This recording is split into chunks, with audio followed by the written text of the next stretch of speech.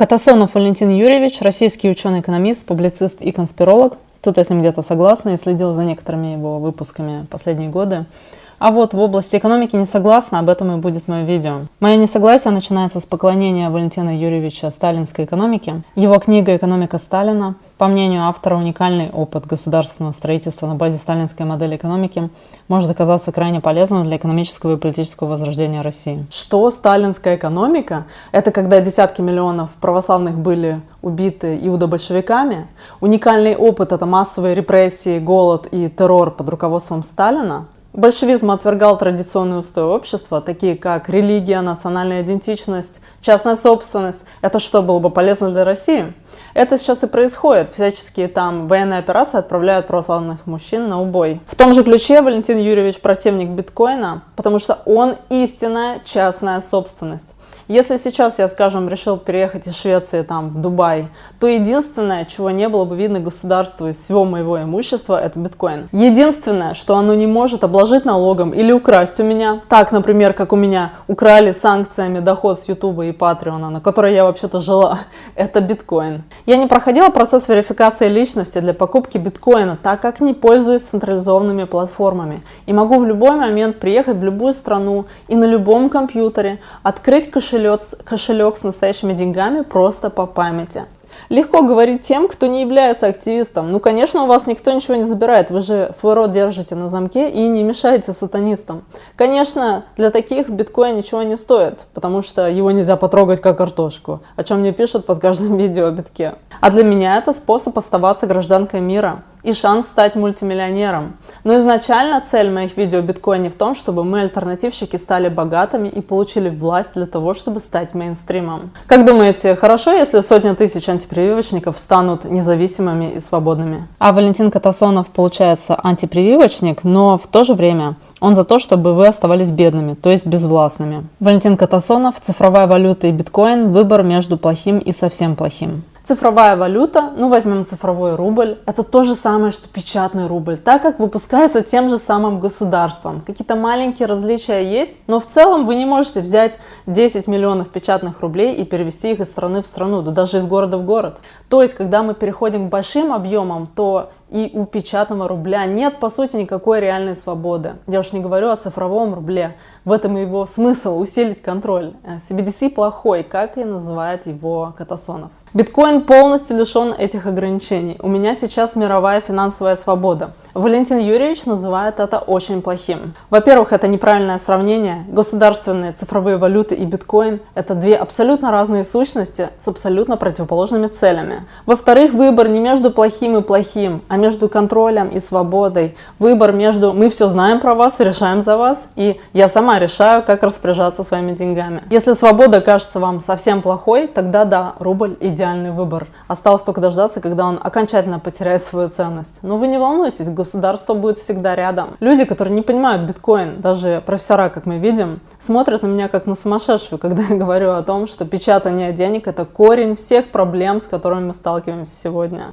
Нынешняя финансовая система работает как финансовая пирамида, основой которой является недвижимость. Если цены на недвижимость начнут падать, все остальное тоже будет рушиться. Само инвестирование в недвижимость – это признак сломанных денег. Рубли не работают как средство сбережения, поэтому люди вынуждены хранить дефицитные активы, такие как недвижимость, чтобы сохранить свои сбережения. Биткоин исправляет это, заменяя обесценившиеся деньги деньгами, которые нельзя обесценить. При стандарте биткоина цены на жилье будут вечно падать. И дело даже не столько в биткоине, сколько в том, что Валентин Юрьевич не понимает или делает вид, что не понимает проблемы существующей финансовой системы. Она состоит в том, что средний ежегодный прирост общего объема предложения фиатных денег составляет 14%. Если применить правило 72, простую формулу для оценки времени, за которое деньги удваиваются или уменьшаются вдвое в годах. 72 на 14% это примерно 5 лет. Это означает, что при росте денежной массы на 14% в год деньги теряют 50% своей покупательной способности за 5 лет.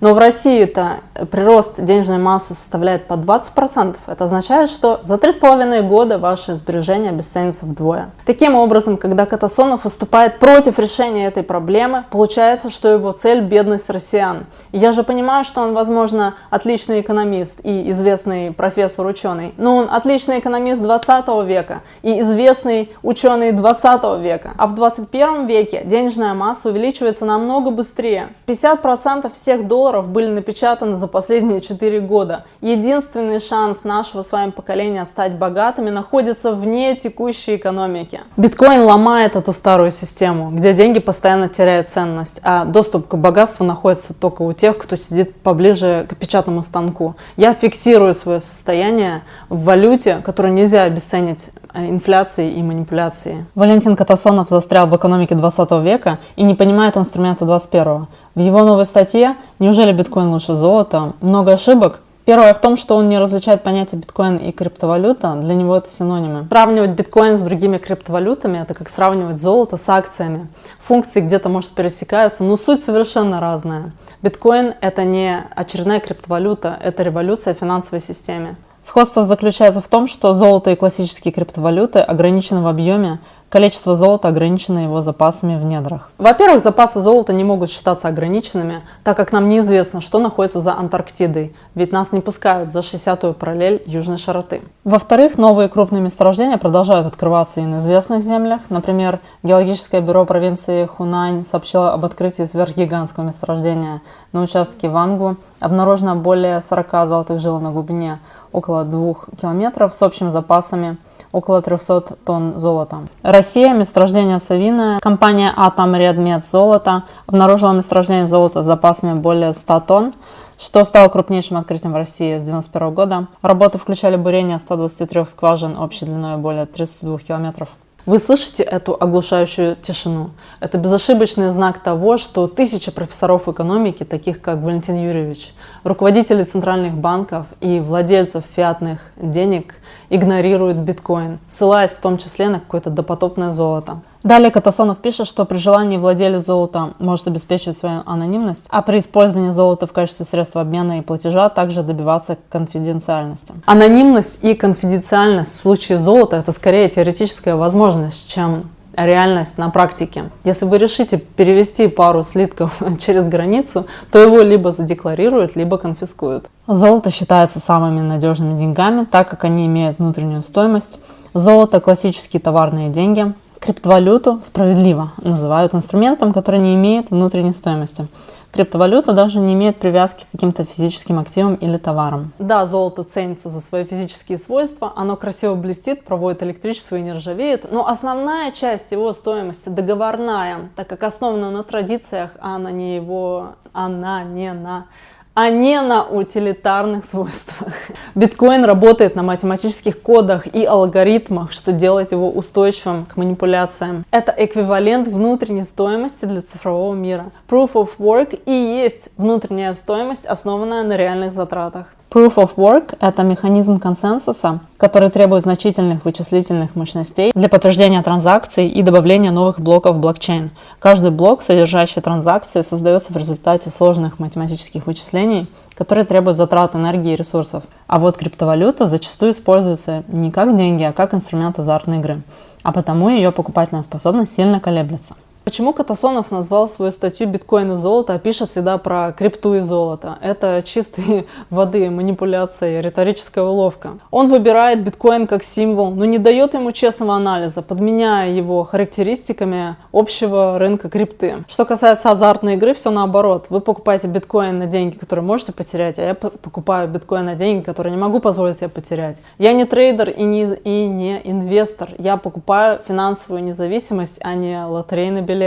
То, что покупательная способность колеблется, есть краеугольный камень экономической невозможной троицы, о которой профессора экономики знать должны.